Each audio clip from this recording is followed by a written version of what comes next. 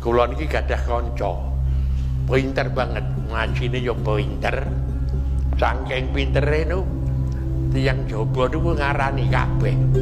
Universitas ngarani pinter banget.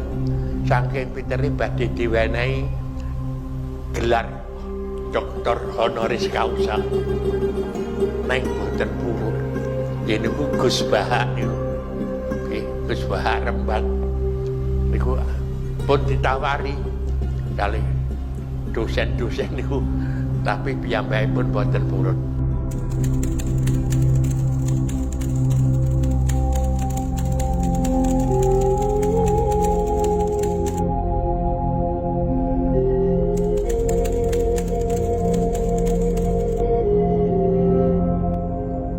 Nah lalu orang kayak saya itu ya beberapa kali sebetulnya saya itu ditawanin jadi dokter honoris causa apa. Kekhawatiran saya satu Pak Bejo, takut pas nggak punya uang. Itu dokter gak di duit kan gak pantas gitu. Jadi repot gitu, daripada beban lah sudah lah nggak usah dokter. Jadi kalau nggak punya uang ya pantas, terus kalau ngebis ya pantas. Suatu saat kalau mati nggak ada yang hadir ya pantas, nggak dokter. Gitu. Kalau sudah dokter kok masuk neraka, dokter kok masuk neraka kayaknya apalagi rektor kampus Islam kok masuk neraka itu kan.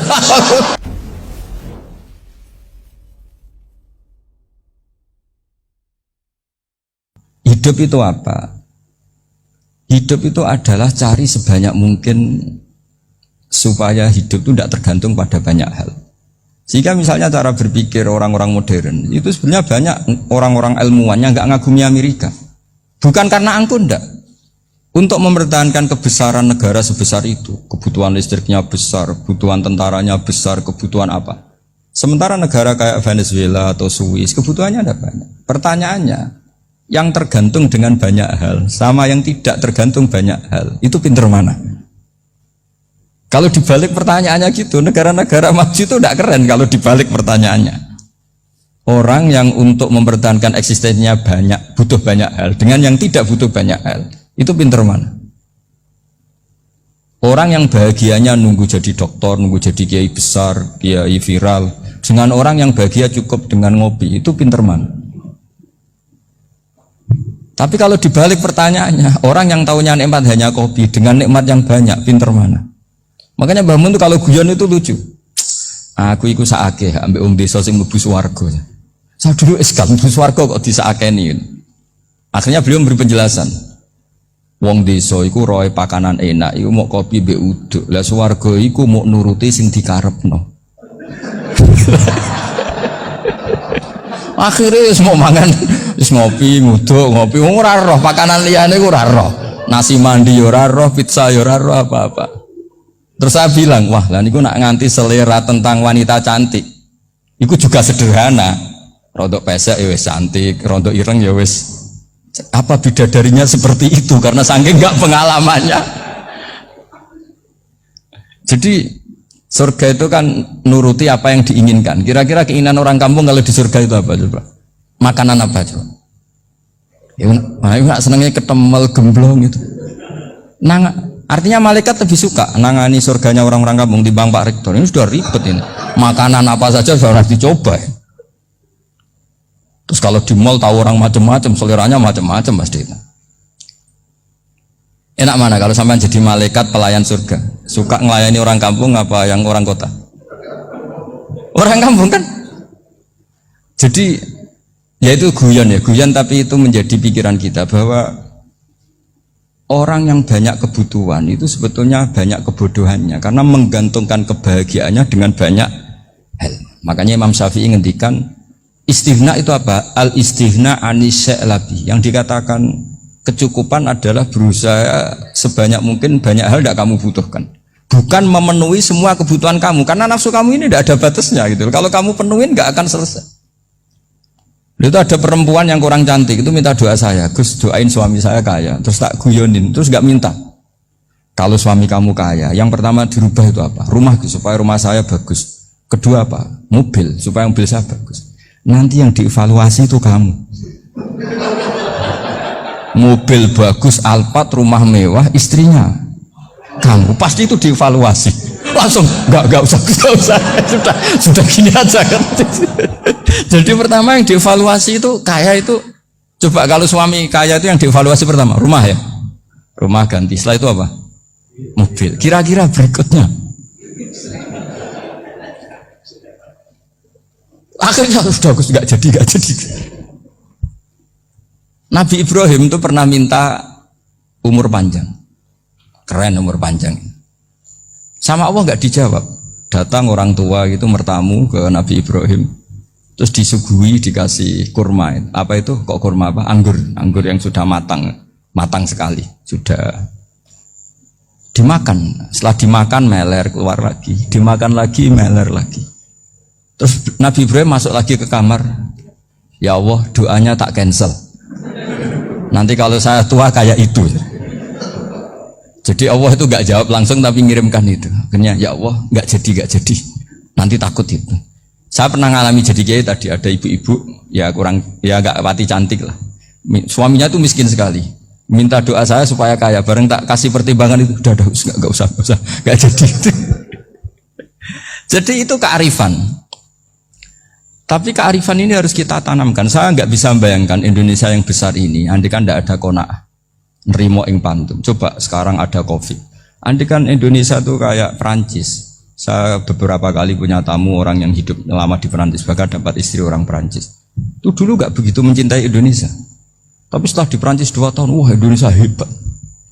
Di Perancis tuh kata dia kalau cerita, semua kebutuhan masyarakat itu dibebankan ke negara. Apa saja minta negara, apa saja nyoal negara. Sementara Indonesia, coba kalau Indonesia mengalami seperti ini kok tidak ada qanaah rimo ing pantum, bisa kios Indonesia. Orang miskin nyalahkan negara, kelaparan nyalahkan negara, apa saja. Tapi barokahnya dididik kiai, jogeman nyalahno wong liya. Surip pun romo ing pantum, diame. Sampai gak ngerti kalau Covid. Banyak tuh orang-orang kampung itu, orang lugu-lugu itu. Mbah niki saking Covid, salam ning Covid, muga-muga umure panjang. Dikira Covid itu nama orang yang ahli sosial itu. Mbah niki dana saking Covid. Matur nuwun sampekno salamku, muga-muga umur panjang. Bingung kan yang nganterin ini. Ini gimana yang mau menjelaskan? Memang nggak paham. Ribet kan. Tapi saya pastikan bahwa dengan keadaan seperti ini kita bahagia, kita stabil, itu jelas barokahnya kalimat tadi, moto tadi atau pegangan hidup tadi. Makanya disebut al-ibarat qutun li'ailatil mustami'in, bahwa redaksi atau kata-kata atau pegangan atau filosofi hidup, apalah namanya itu adalah penyemangat. Karena kata-kata ini memang luar biasa.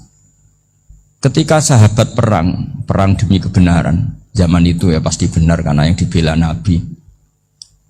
Dulu itu kan enak zaman Nabi, yang dibela mesti benarnya, musuhnya mesti salahnya.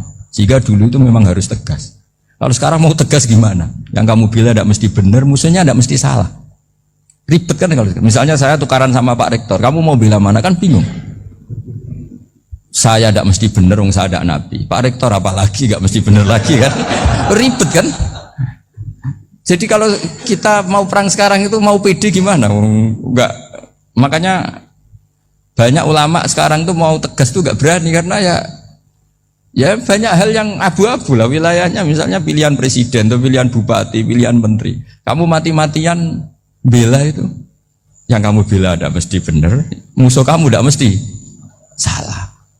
Misalnya pilihan bupati, wah ini kabupaten ini baik kalau bupatinya ini, yang satu bilang ini, terus tim suksesnya kamu tanya, kamu yakin? Ya tidak juga. Lah kenapa semangat? Kan saya botohnya, paling alasannya ya itu aja, bukan yang lain. Beda dengan zaman Nabi, nabinya mesti benar, Abu Jahalnya mesti salah, kan enak aturan mainnya jelas. Singkat cerita dalam perang itu banyak sahabat yang ngalami luka, ngalami apa gitu. Kemudian curhat ke Nabi, ya Nabi gara-gara derekkan jenengan, ngikuti jenengan saya harus ngalami seperti ini. Ngiranya orang itu diapresiasi sama Allah keluarnya. Ternyata sama Allah gak diapresiasi. Malah diturunkan ayat intakunu ta'lamuna fa innahum ya'lamuna kama ta'lamun wa tarjuna minallah malah yarjun. Kalau kamu sakit karena perang, Orang-orang kafir itu ya sakit. Itu saja berani padahal demi kekafiran. Wa tarjuna minallah ma la yarjun, padahal kamu punya nilai lebih yaitu berharap kepada Allah yang mereka tidak punya. Saya jadi kiai itu ya kadang mangkel. Karena yang benci ya benci, yang seneng itu ngel-ngel loh kayak Pak Bejo. Jadi semuanya ribet. Nah iya, yang benci ya ganggu, yang seneng ya ganggu, tambah nemen. Seribet. Tapi kalau sudah ingat bandar narkoba, mereka berhadapan dengan polisi, kadang ditembak karena kesalahannya terlalu fatal. Antar persaingan mereka juga bisa tembak-tembakan karena merebut pasar narkoba. Itu saja mereka berani. Kok kita yang jadi kiai kadang dicium tangannya, dihormati gak berani, hanya takut apa ya, musibah-musibah kecil lah, atau problem-problem kecil. Lah iya, kalau kita bandingannya gitu. Kalau kamu mau tahajud kedinginan, itu masih nanti dihisap Allah itu gitu. Maling ayam itu keluar malam-malam, hanya dapat ayam. Itu gak takut dingin. Ya gak takut digebuki masa. Kamu mau tahajud aja takut dingin. Makanya nanti hisapnya orang soleh itu nanti dijajarkan orang dolim. Terus diperbandingkan. Wah itu habis kamu kalau itu. Jadi misalnya Unisula mau rapat, tapi ini malam, kalau malam dingin nanti sama masuk angin. Anak-anak pang di perapatan aja berani kamu. Kalau sudah perbandingannya gitu tuh ribet kita nanti. Makanya itu kalimat itu moto atau filosofi hidup. Sehingga diulang lagi nasihat itu. Iyam saskum korhun fakodu masal koma korhum mislu. Kalau kamu kena luka, orang-orang yang nggak benar juga akan kena luka. Itu aja berani demi ketidakbenaran. Masa kamu demi kebenaran nggak berani? Akhirnya orang itu, ya itu kalimat, itu heroik. Makanya kita ini penting ya, makanya tadi himne Unisula dimulai kalimat thayyibah. Karena kalimat ini yang menjaga kita kalimatnya. Misalnya tentang Tuhan. Kenapa orang Islam imannya kokoh seperti ini, termasuk yang sudah hidup di Amerika, di Australia, di mana-mana. Itu ya barokahnya ajaran atau barokahnya kalimah. Saya sebut kalimah saya pakai bahasa santri. Karena la ilaha illallah itu dalam tradisi santri disebut kalimatu haqqin aliyah nahya wa aliyah namut wa aliyah nub'ats. Ada yang riwayat wa biya nub'ats insyaallah ta'ala minal aminin. Kenapa mereka di mana-mana meskipun sekolah di Amerika, di Australia, bahkan di Uni Soviet tetap mukmin? Itu barokahnya ajaran yang benar. Allah itu siapa? Tuhan. Tuhan itu sifat dasarnya apa? Awal. Dia harus wujud awal sebelum makhluk yang lain. Sehingga ketika ada negara yang maju, yang tertib, manajemennya tertib, masyarakatnya makmur, tapi punya Tuhan yang tidak seperti itu, tidak awal, itu sudah gak nyaman. Karena ndaklah keren Tuhan saya, karena Tuhan saya itu al-awwal, zat yang pertama. Tuhan saya keren lah, zat yang gak mati. Tuhan yang gak mati, yang gak pernah ngalami kematian. Sehingga tontonan atau yang dilihat kenikmatan-kenikmatan yang lain ini tidak mengubah dia pendirian tentang Tuhan, karena mantapnya satu kalimat tadi bahwa Tuhan itu ya harus satu, harus awal, harus tidak mati, tidak rusak, tidak ngalami apa-apa yang membahayakan. Sehingga ketika ditawarin Tuhan yang lain meskipun menjanjikan secara finansial atau kemakmuran, mereka gak tertarik. Itu coba, itu barokahnya makmur apa barokahnya ajaran? Barokahnya ajaran. Sering negara Islam itu kalah makmur dengan mereka, tapi barokahnya ajaran ini tetap apa? Tetap Islam. Makanya Nabi Ibrahim, Nabi yang sukses bikin wa ja'alaha kalimatam baqiyatan fi aqibi.